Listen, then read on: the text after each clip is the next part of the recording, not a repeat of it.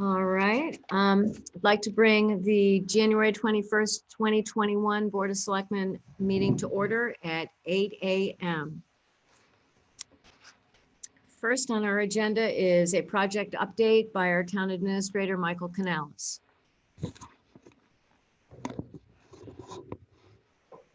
All right, I'm going to walk us through all the projects and where they are as far as the town. So we'll start off with one of the good news is that we have we've got our temporary certificate of occupancy and we are now in and operating out of the highway garage. Woo! Yeah, been a long time coming. The guys appreciate being able to now work inside a building with a heating system and everything else instead of out on the pad. We are working still to meet substantial completion. We have moved the building over onto our insurance policies. And there are still a few things that need to be addressed, including one large thing, which is a roof leak, which we're working with the contractor, but he's agreed to replace the roofing in order to get us to where we need to be. But it's not preventing us from using the building. So that's the good news. As far as the Larry Wog Bridge, we're still working with the state and our engineers in regards to this project. All the grants, as I've reported before, have been secured moving forward.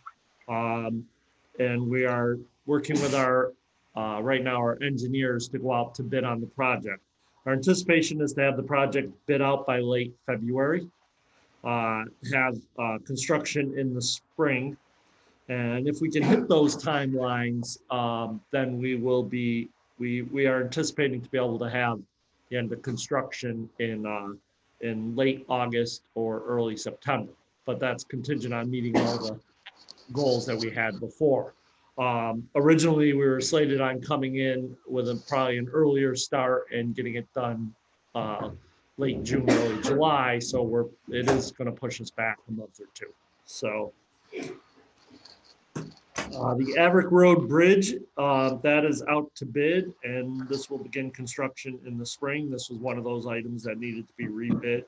The grant that we had for that program has been secured, and the timeline to begin is the same as before. So it was going to be a spring construction season project to begin with. So are you going to get a clerk of the works on that one, or we're going to have a clerk of the works on the Larry Wog. On all of our bridges, actually, in order to have somebody on site watching the clerk's logs and the rest, the larger projects. That's covered in the budget. We right now look like it could be, but a lot's going to depend on what the bidding comes back in. You know, it gets a little awkward right now because we are rebidding, especially in case of Larry Wog, where work's already been done and pieces and other things have already been ordered. So it's a very unique situation that we're in. So I can't be 100% on that, but let's keep our fingers crossed that, you know, if anything, it's only minor differences in what the price would have been. So Curtisville utility bids went out and the contract has been awarded. We talked about that a couple meetings ago. Construction will begin in the spring. This is once again, the original schedule was spring construction for that project anyways. So we've gotten these. So the Averick Road and Curtisville Bridge are both back on their original timelines. Just having to rebid could be put back a couple months as far as just ordering of supplies. If we hadn't had to do this, you would already had the contracts in place and equipment and other things would be ordered because there are still identified shortages in some equipment, especially if you end up with places impacted by COVID and the rest. So. Because if you remember the Averick Road Bridge, the contractor wasn't able to get everything lined up. So they had actually asked to start in the spring, but then we had to rebid the project anyways. So that's where we're at with that.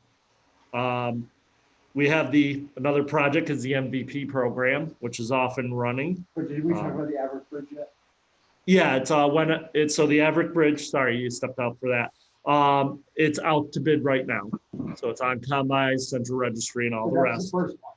Are That's we the first have one. A chance to cost out what the second one? We're looking at that right now. Okay. So we're definitely looking at that. But right now is to get this one out, bid, and get the work started. and moving ahead on that. Regarding the Larry Ward Bridge, the timeline, being pushed out to, say, late August, how did we come up with that? Was it taken into account that there's a possibility that Roach would get the bid?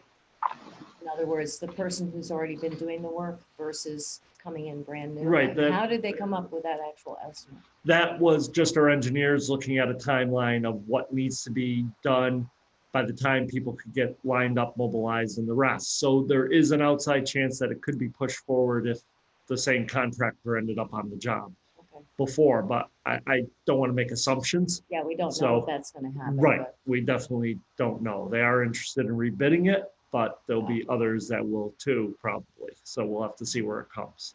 Yeah. The MVP program is up and started. We've had our first parts of the municipal, I should say it out, it's the municipal vulnerability planning. So the first part is around climate change, and then a resilient community section focused on senior issues in town. And I'd like to thank Laura Dubster and Patrick White, who have been Demester, sorry, who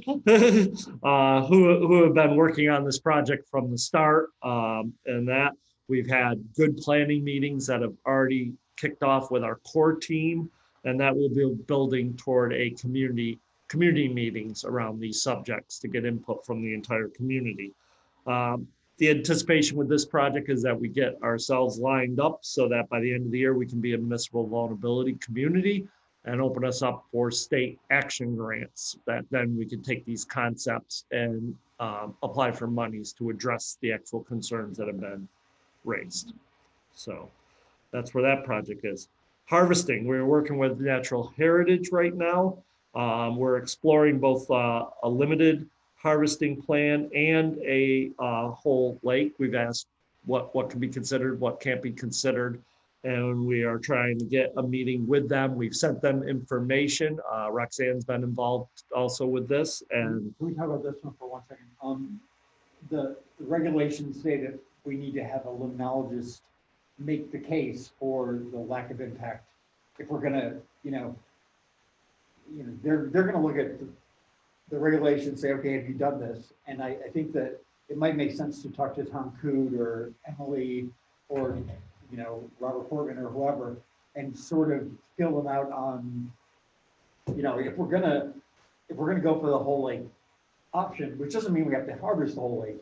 I think we should have all of our ducks lined up now, because it's already well into January. I mean, with NHCSB and then DEP approval, we're looking at, Well, it's already underway. I've already reached out to GZA and Bob Cortman, and I think we should also touch base with Tom Coop okay. All right.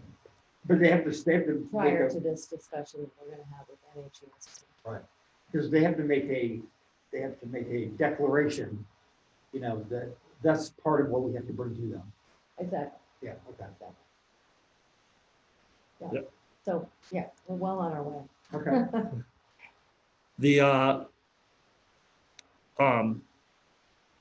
Right, so we've sent them maps, other things that have been done, outlying areas of our chief concern and the rest. So we'll continue to move forward with this, pushing this to get some type of harvesting done for this upcoming season on the lake. And So, while we're on the phone with them, maybe also ask them about the dredging status, or it'd be nice to sort of. right now do we want to start bringing all these in? Because my understanding is with our permits, we have no permits right now. And correct me if I'm wrong from the past, that right now, I think right now the discussion should be around just the focus on the harvesting. Well, I think the stewardship committee should be taking up the comprehensive plan for the lake itself, which includes dredging, drawdowns, the whole 9 yards, so that we just have a plan that's been approved by Natural Heritage and DEP going forward. I think just NHSP on dredging. I mean, right, but whether tying them together right now just makes Yeah, I things guess. more Yeah, we wanna. complicated and might drag the harvesting out longer Right, than if we We just. want to focus with them right now on the weed harvesting NOI. And in terms of the dredging, we're coming into another phase, so we're waiting from GZA in Springfield for costing on the next design phase. So that's where that stands. And Greg Wallenkamp, I think it's Greg, should be coming in and, giving us a report to Okay. the select board. The road opening permit down at the Public Works Department, our application has been submitted. It's moved on through the different phases. It's still considered in the draft phase. There was some additional information that they needed, and right now, the steps for the permit process should be completed on or before February 1st. So we should Second know. driveway thing? Yeah, so that's moving forward too. Another project that is happening right now is the water treatment plant is getting a lighting upgrade. That was through the Green Communities program. Once again, this was work done by Laura and the Green Committee. And they were able to apply and receive a grant for the work. The work's being completed right now by Guardian. The anticipation is it'll be completed this week or next week, and then a closeout of the project. So we're thinking within 2 weeks that project will be closed out. So that's another good project that's moving along. Proctor Roof. The main roof is up, it's done, it's completed. The only piece that we were actually waiting on was the metal edging. That has come in. So we're anticipating with the weather holding and the rest that within the next week or two, the metal edging and some other small detail items will be completed. And we're expecting to close this project out in the next 2 weeks. So the roof has been fixed and restored. So. And has there been any change in the status of the Rockwell's interest in that building? I think they have an option for another year. No changes, no. We haven't heard anything. I just think we want to start to have some, because technically we don't own that building. And there's a lot of tradition around why we are paying to maintain it because, they built it 100 years ago on that site. But I think at some point we need to. Who's the owner of the building? I thought. Who owns the land? It's Congregational Church. Right, but I believe we own the building. You can't own a building on someone else's land. Actually, you can. You can? Yes, you can. The state owns the land in most heritage parks, but like in North Adams, the buildings are owned by the city. So. But I think it's okay. And the same thing can happen on an airport. So I'm familiar with that. An airport the city owns the land, but the buildings on top of the land are. Now, usually what happens within those type of things, it basically says within 60 days of default or whatever, that the building defaults back to the landowner. So if you ever, so like example. Topic. Town council has said the same thing in terms of we own the building. Why isn't there an option with the town to buy it? I don't care who owns it, but I mean, if we own it, then maybe we should be a party to the option to buy it. Well. Oh, yeah, I don't know how that was. I mean, maybe we kind of want to figure that out. I mean, I fully support whatever they want to do with it, but, I just think we want to kind of make sure that, we know. Yeah. Yeah, unfortunately, you weren't on the board when all that was going on. So. Yeah. Well, a lot of it preceded me too. It took me a while to figure out what was going on. It is rare to have a building owned by somebody that's on somebody else's property. And really, if the town was to abandon it at some point, it would return to the property owner. Right. So there's all these complications. I'm just wondering, I hope that, I'd love to see a nice Rockwell facility there. Yeah. But if not, I want to see something else there. Yeah.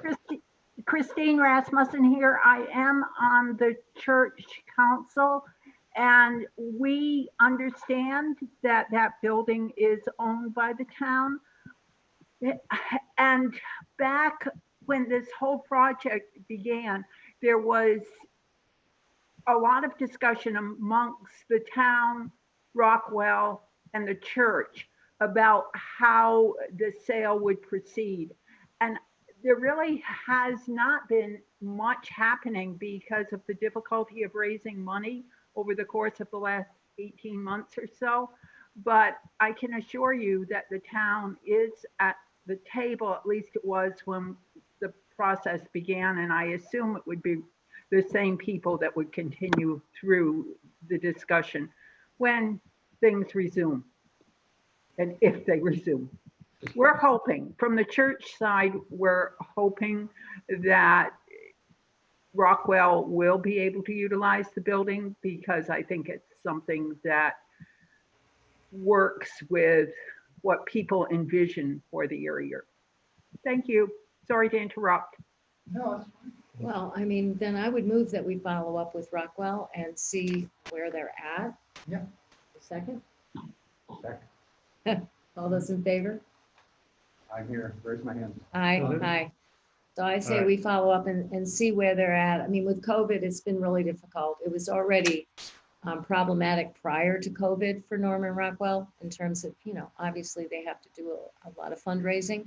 And COVID-19 has just thrown a monkey wrench in everybody's work. So, but I think we should follow up now. Yeah. To see where they're at. Various paving projects.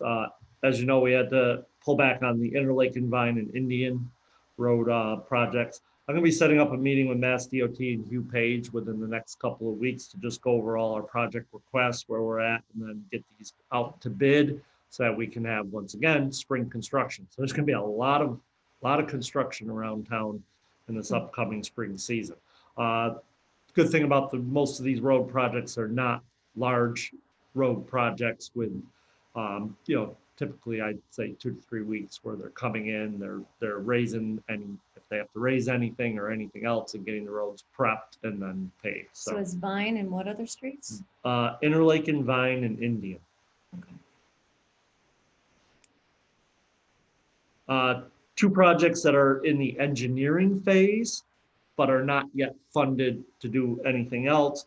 That one first is Main Street and Route 7. VHB has completed their pavement design, and with the information that they have and the preliminary designs, they're going to be getting us cost estimates by February 5th, which is what I've asked for submittals in order to get projects onto the town meeting for this year, for next year. They will be sending us cost estimates with the 3 choices of the different mountable pavements. And then from there, the select board would review these cost estimates and would be able to select which one would advance to town meeting for consideration for full funding.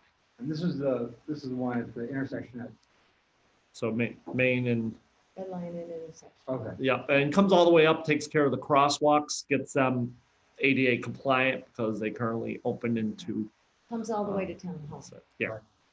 So it addresses all the crosswalks where we have crosswalks that go into people's driveways, et cetera. So it would involve moving a couple of crosswalks or elimination of some. But all that is in the design. Also, which I already mentioned to you, but I think we should get a good artist rendering of what that intersection would look like once this, if it's approved at the town meeting, then I think that everybody should be able to appreciate how it will actually appear. And I wanted to make the point, because comments have been made about hay wagons maybe tipping over. This is not a structure that's being built. It's basically mountable paving, and it's called mountable paving just because it can be driven over.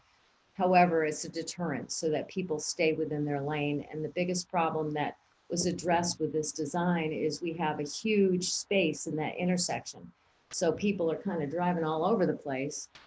And the idea is to modify people's behavior. You bring down the amount of usable space, drivable space, and you better delineate where people are supposed to be driving. So that is the goal with this plan.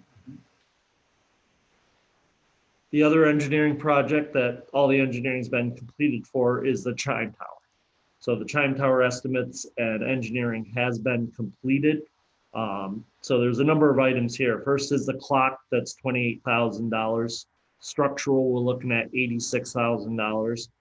The roof rebuild is almost a complete rebuild of the roof and the wood up there, and restoring it is $200,000. The bells themselves are $165,000.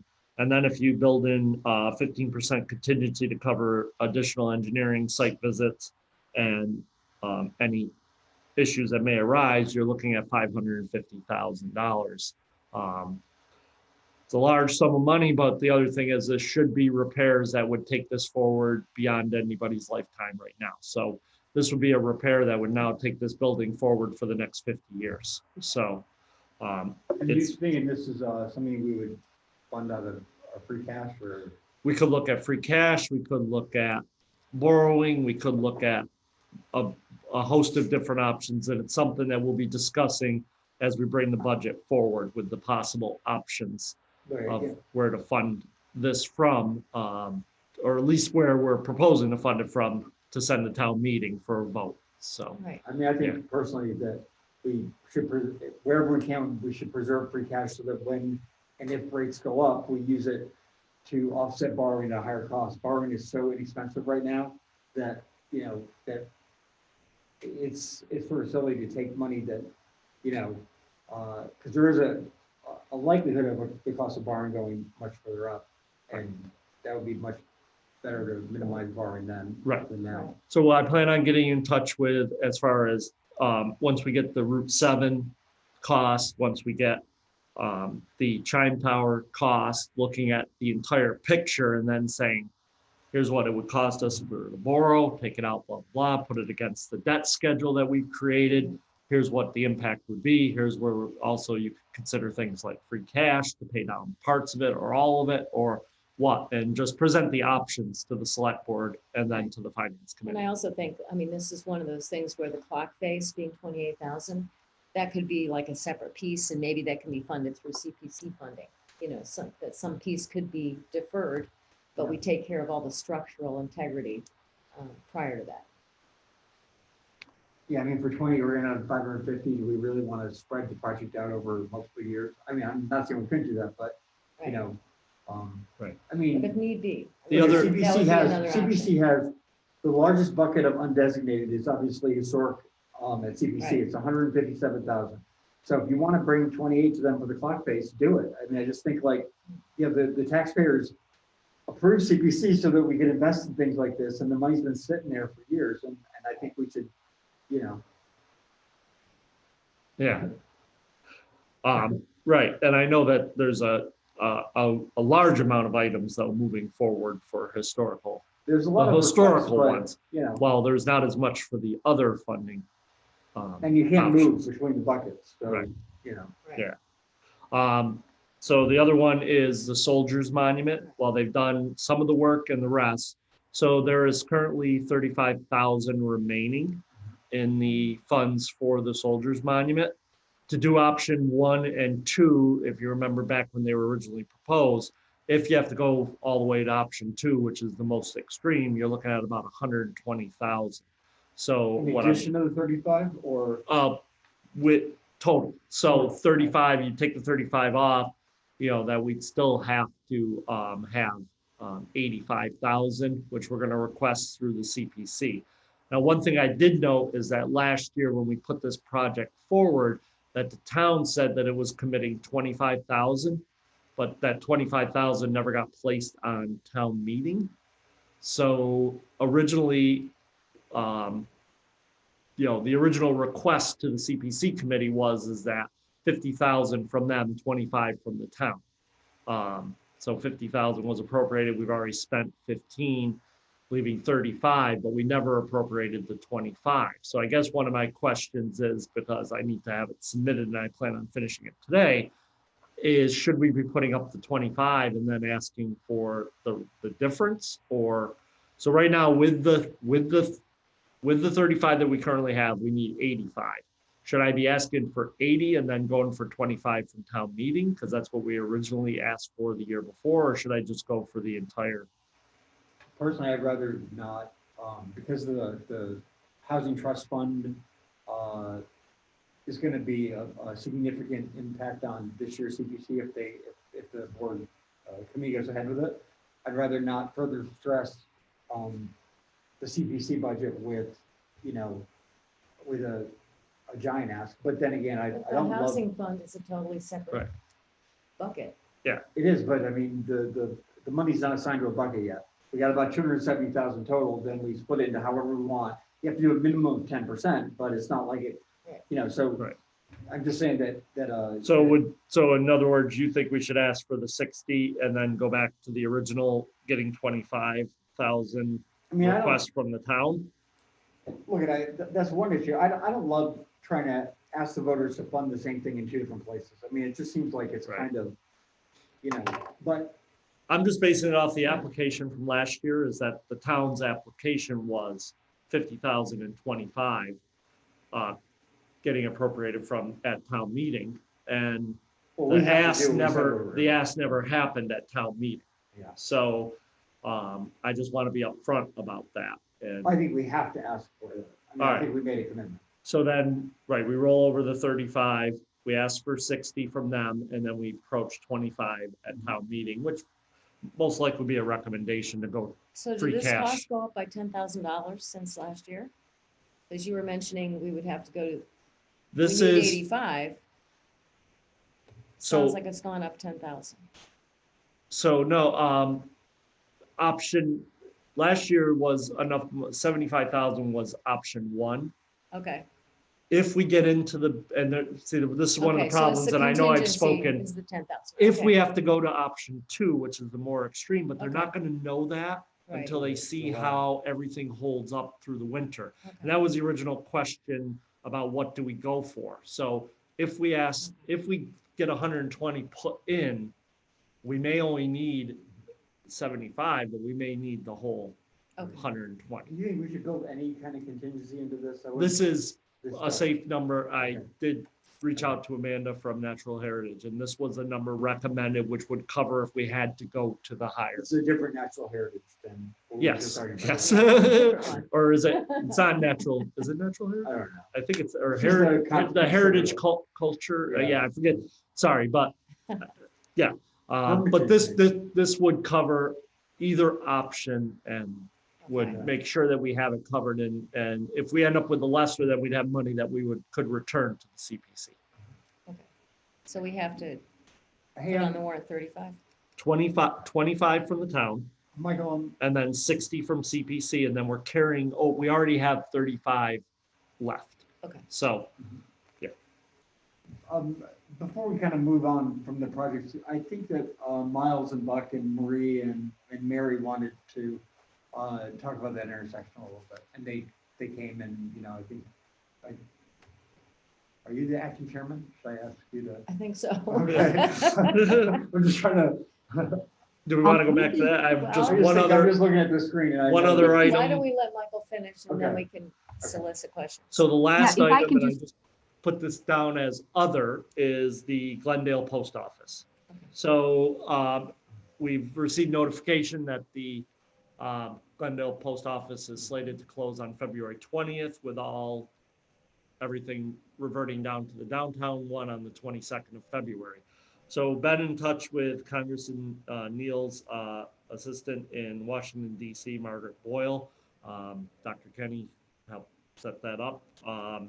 And also I was in touch before with Curtis Bullard, who is a real estate specialist with the US Postal Service. Information has been sent about the possibility of, so one of the options that is possibly available to leave the PO boxes in Glendale would be actually relocating and putting a pad with boxes. So similar to what you see in front of a development or something where the Yeah. boxes are Maybe community. outside, but would keep it in that area. So what we did is right beside the post office, we have the Glendale Fire Department, and we have a plot of land owned by the town that there's an access road to one of our pump stations. So we've sent that over to them to take a look at as a possible area of location. But there'll be no services there. Right. Right. So effectively, they're sort of used, they're just trying to cut their staff budget, I would imagine, right? Because there was a postmaster over there, We don't, the problem has been that we don't really know what the situation is and what the problem is and what the motivation is or what has broken down. But the whole point is that we want to keep it open and avoid having 80 boxes supposedly be moved into our main post office, because where are they going to put them? It's already crowded at busy times. And this at least would eliminate people having to go into town to the main post office just to pick up their mail on a daily basis or whenever they do that. Yeah, for services, they would still have to come to the main post office, but that's I mean, probably a small portion of, you know, I think comings and goings. one question I would have is, I know that this board, what was it, 30 or 40 years ago, is the one that shut down mail delivery. But if they're going to close Glendale, I think that it's reasonable for us to at least have a conversation around whether we should go back to mail delivery. Mail delivery is not in Stockbridge because of Stockbridge's request, not because of, the USPS. I would say first, we probably should check with the USPS to see what their position is on that, because that was done many, many decades ago. Yeah, I know. And who knows whether or not they would be willing, because you're talking, then they have to staff up. Well, So- that's my point. I think the first step is, let's find out where the USPS stands on the possibility of doing that. Or- Before we start to enter into Well, look, I think conversations that that, might be I'm not moved. suggesting we necessarily want mail delivery. I think that it's a nice community thing when people come into the town.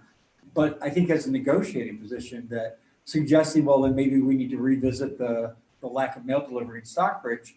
If you're not going to have enough post office space for all these boxes, that might motivate them to not make this change. Because I think that the staffing costs of mail delivery are way higher than having a part-time guy in Glendale. Well, I mean, they're already willing to do this, according to Michael. So Yeah. his conversations with them, they they're were- willing to do this and put in a pad and put in boxes. Yeah. Outdoor boxes. I'm not sure, it's hard to say that negotiating when you're being told it's closing. We, once again, have to be careful. There's not a lot of leverage that we have, but they are willing to consider something that would allow the boxes to be in the Glendale area. Which, There's only 93 boxes there now. Why don't we do an every door direct mail? It costs, it costs like $20 and send a letter and ask people what they would rather have. Because if they've got to go to the box, sometimes people have things they need to do at the post office. They might prefer to be downtown. This has nothing to do with preference. This has to do right now with public safety, because we're in the middle of a pandemic and we're in the middle of a surge. And Dr. Kenny has also been involved with this. And Tri-Town has been quite distressed about the fact that they are talking about moving additional boxes into that main post office. So for right now, even if this were just temporary, we're talking about trying to get through the pandemic and trying to avoid more contact between people when we're going through a surge. I've been involved in this since, I understand what all the issues are. I'm just, if our position is that these boxes are temporary for 2 months, that's fine. That was a different conversation. I'm wondering what happens after the, yeah, it could become a permanent solution, could become, Right. we can look at that. But And we have in the time to meantime, look we at have in the future. a very quick turnaround right now, especially dealing with okay. the federal government about what's going to happen in the immediacy. Okay. So, Right. I mean, we can always change this in the future and obviously go out and solicit people's opinions. But for right now, while we're in the middle of the pandemic in a surge, we have an immediate situation that we have to deal with by February 22nd or February 20th. So that's kind of what's being attempted, Okay. is to deal with the immediate problem. that's it. That's it. Okay, so comments from the public, questions? This is, So some of us who are concerned about the intersection just wanted to raise the issue of review, which was promised by the select board at the time the present experiment was put into place. The promise to revisit that and see what the successes or failures of that experiment have been before we go and start spending more money on that intersection. And secondarily, I just want to make sure, or our group really wants to make sure that the police chief is fully engaged in the discussion, because he's there every day. He's dealing with that issue, and I know that you've talked with him, but I'm not sure he's fully engaged in the decision-making process. So those are our two concerns. Just wanted to make sure that they were on the table for your consideration. Well, I can tell you that the police chief has shared the statistics for that intersection, and at a future meeting, we will be going over those. So it'll be a future agenda item. But yes, he is definitely engaged in this whole conversation. Have you done the review of, have there been interactions about the success or failure of the present experiment? Well, between, yes, with the chief, but obviously we want to bring the statistics forward and share them with the public. So we will be doing so. This review, is that with the engineering firm that did the? This is a review in terms of what the experience has been in that intersection based on, you know, this being kind of a test run with the painting. So we do have the statistics, and obviously Chief Bentley would be involved, but we need to present all of this to the public. And that would happen when? You know? They'll be submitting their recommendations, the designs and rest based on what observations are on there for February 5th, the select board. So it'd probably be the Thursday after we begin reviewing the proposals from our engineering firm. Right. So that would be the 11th. Yeah, so possibly on the February 11th agenda. So the review is going to be in this kind of a format. Just a select board and whoever is on attending the meeting. Yes, yeah, it would be in a select board meeting, open meeting. Would the engineer be there? We can see if he's available, yeah. I mean, I think, you know, we're dealing with a dangerous intersection, and it seems to me that you really need to have professional help in analyzing that situation and coming up with a good solution. It just seems so haphazard what's been going on. Well, we have hired engineers, and this happened several years ago. We've been working with the same engineering firm for several years, and they are experts on highway design. So I'm a little confused by your lack of understanding that we do have professionals working on this.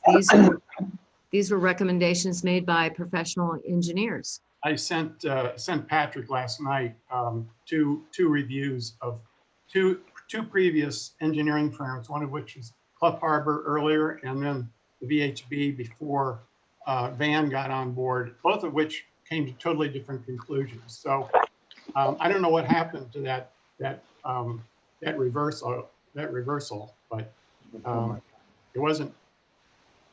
I think you should go back and look what was done originally. Well, perhaps you could share that with the entire board so we could all take a look at it. Well, Patrick has it. I'll forward it to you guys. I mean, Okay. This was like 8 o'clock to 9 o'clock last night. So Okay. Any other questions or comments? Yeah, this is Miles Moffett. Sorry, my video is not working this morning. But on that note, the past studies are available on the town's website, or how do we, or the traffic count from the new study that VHB is doing? Is that going to be a report that's going to be posted on the website, or is it just going to come into the board meeting for discussion? I'm wondering if the public can review it beforehand. Yeah, all the past information is still on the website, so including the full presentation that was done of all the different options that were presented by VHB. And we have not posted the statistics yet, but they will be posted on the website, in addition to being discussed in a select board meeting. And the rumble strip kind of idea, the race pavement, whatever you're calling it, that's relatively minor expense, right? Oh, yeah, this is very inexpensive in comparison to some other options. Yeah.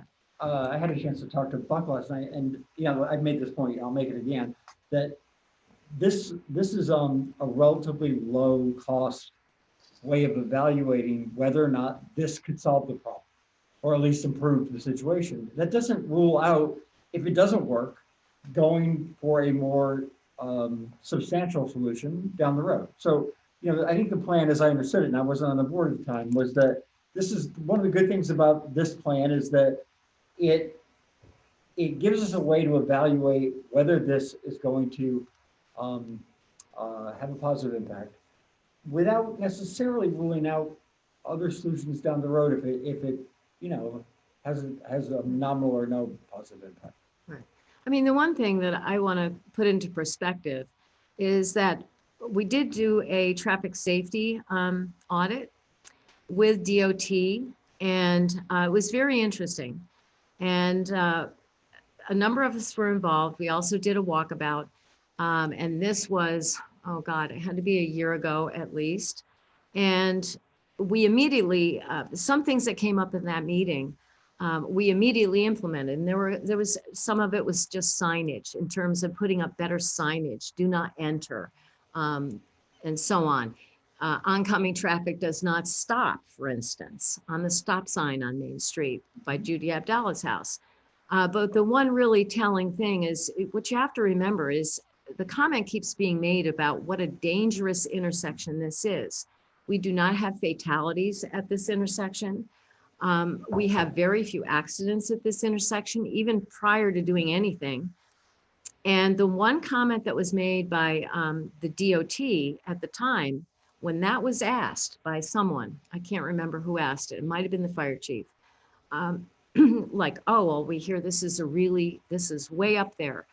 It's one of the worst intersections in the state. And she turned around and she said, quite frankly, you're not even on our radar.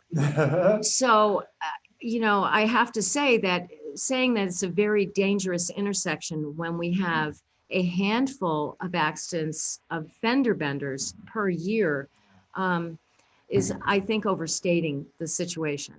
Yeah, when you're at Route 41, where there seems to be fatalities every year, you know, on some of those intersections in Richmond to Pittsfield, you know. Right, like we used to at 183 and 102, that intersection where the flashing light is, the blinking light, there used to be fatalities there all the time. And it took a very, very low cost solution to fix that.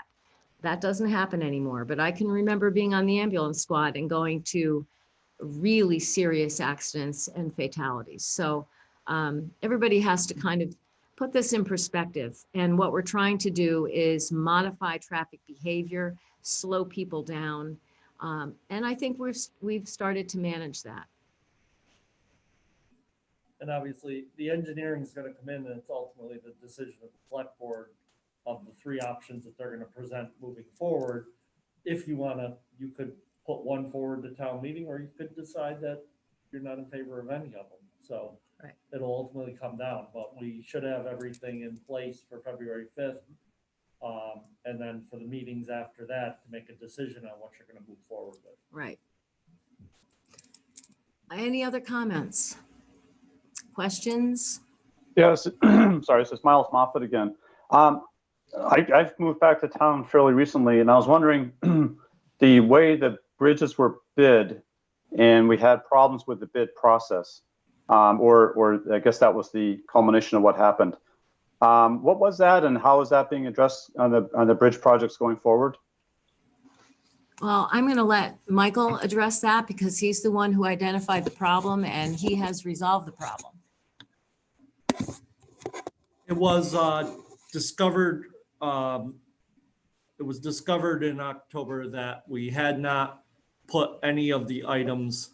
The town had failed to put the items on the Combis system.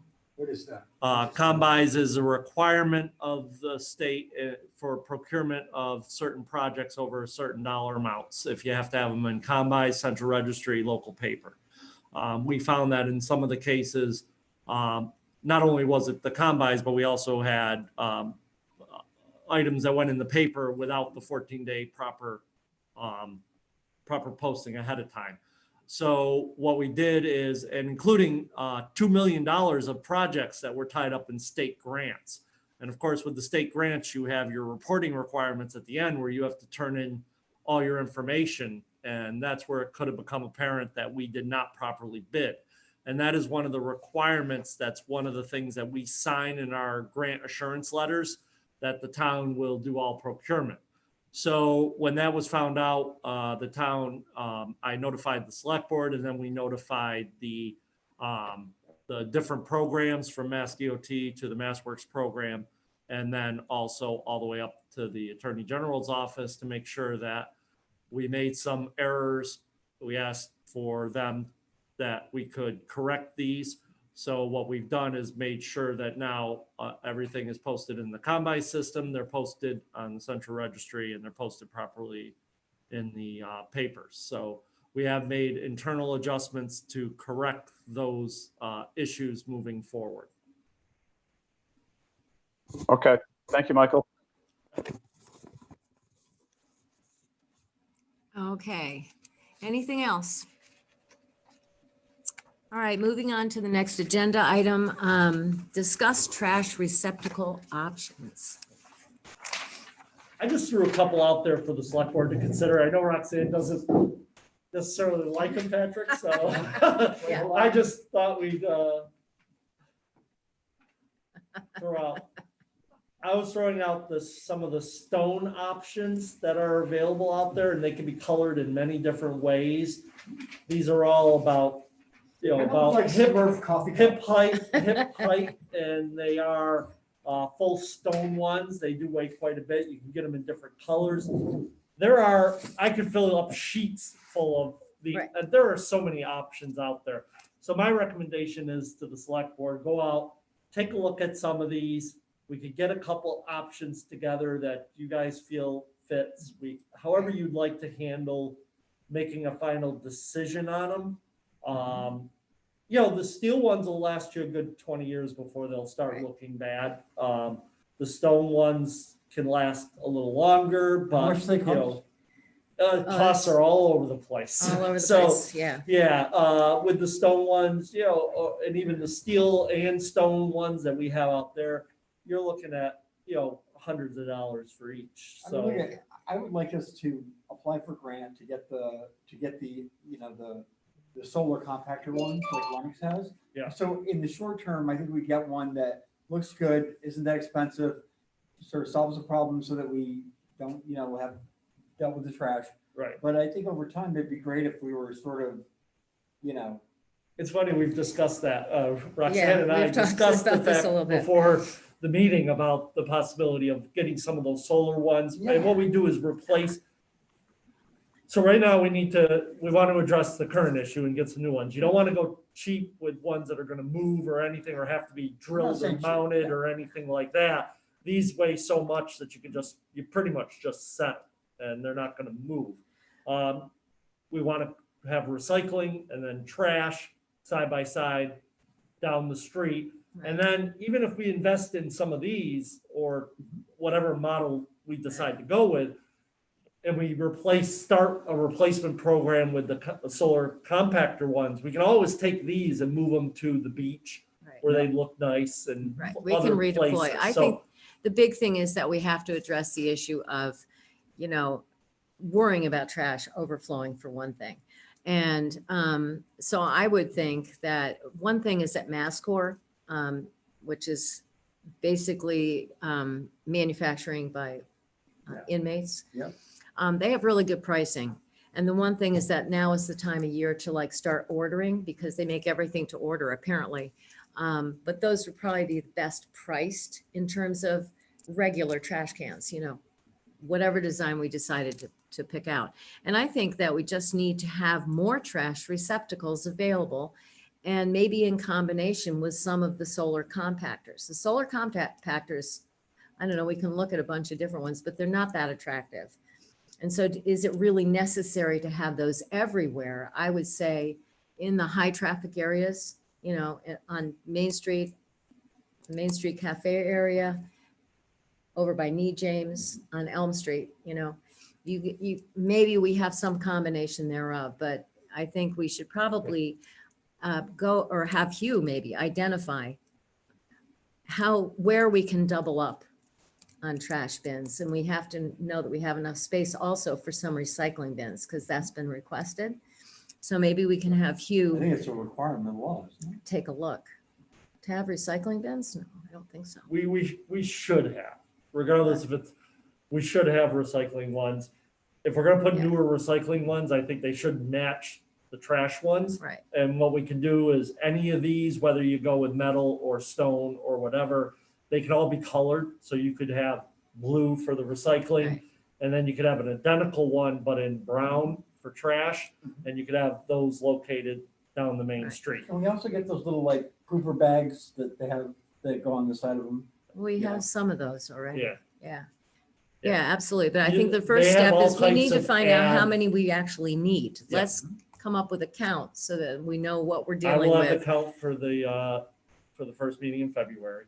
Okay, And if you guys want to go on and look, we need to check with MassCore to see if they do the cement or the heavy cement / steel ones, right. because you want to just have them that they're just set, not, if they're lighter weight ones, then you're dealing with putting a pad in and drilling them so that, or if not, you're leaving something that could get easily knocked over or Okay. other things. So Okay. there are some considerations when you're thinking Okay. about how you want to put the trash, and Right. whether or not we're pouring pads or other things. Well, let's just go with the stone ones. I mean, Well, I think right now Yeah. I would defer to you guys on Yeah, we're what all gonna have design to you would like look to at look them. at. Yeah. And if you just go online and look at trash and look at the steel cement combination ones that are the heavier ones, like I said, I looked at them, I just grabbed a couple that I just thought, I pick 3 and less few. I mean, honestly, it's like there's Yeah. a gazillion options for this kind of stuff. Yep. Pick 5 you like and then put them.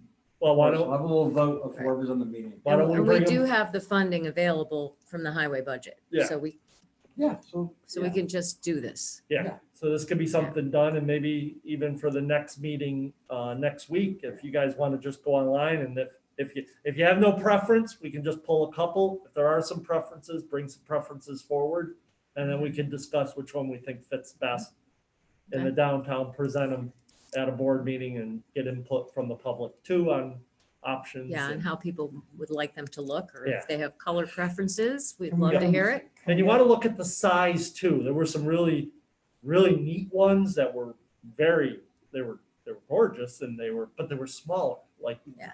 And you got to be careful, the larger ones, there's less design options, but some were these Right. almost like Roman pillar ones that were nice, but there's so much cement that when you looked, it was only 24 gallons, this not is a town made 48. of wood and brick. So, We don't. yeah. columns. So I'm just saying there are just tons and tons of options out there. So And we might want different options too, because we do have some that are placed in areas, there's not that much traffic, so maybe there's places where you could put smaller ones. Yeah. If we're gonna add more. Yeah. So, I have a question born of ignorance, and I apologize for it. I'm sorry, could you I'm identify? sorry, this is Mary Flournoy, and I'm just attending for the chamber today. But I have a question just as a resident. Do we ever have an issue with bears? With bears? Bears? All the time. With the trash? Yeah. bears, not for the public trash receptacles. No, not with but public around trash. The private. dumpsters, though, the Yeah. private dumpsters and the dumpsters at Pine Woods have been a problem, and obviously at people's homes to some degree.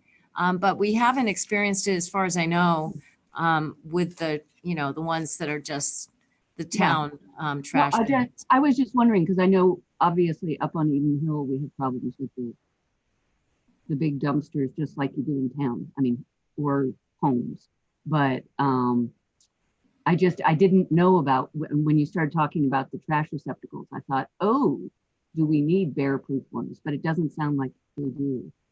No, Not so for your downtown. not yet anyway. Well, that to me, that's a blessing, because I go to Estes Park a lot, and every single trash can has to be bear-proof there. So I'm delighted. But I just thought, how can I listen to this and not ask? So thank you. Okay, thank you. Any other questions or comments about trash bins? Okay, moving on. We need to do an appointment to the CPC.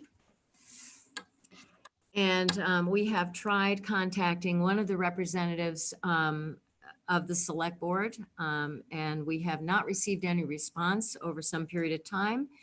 And so I move that we appoint Patrick White to be the second select board representative on the CPC. Second, I guess, or do you want to? You have Why to don't we vote second. now and then we'll. You have to second. I did second. I'm just Okay. saying, is it, we haven't, we talked about this yesterday, so we may vote again when Chuck is there, it's just so that, you know. we Why? actually vote. I We're- don't know, I don't care. We're, So all those I in mean, we favor, you can. say it. All those in favor? Aye. Aye. So Patrick White is thereby appointed to be the select board representative of the CPC. This is an aside, according to Robert's Rules of Order, the chairman cannot make a motion, so, you know.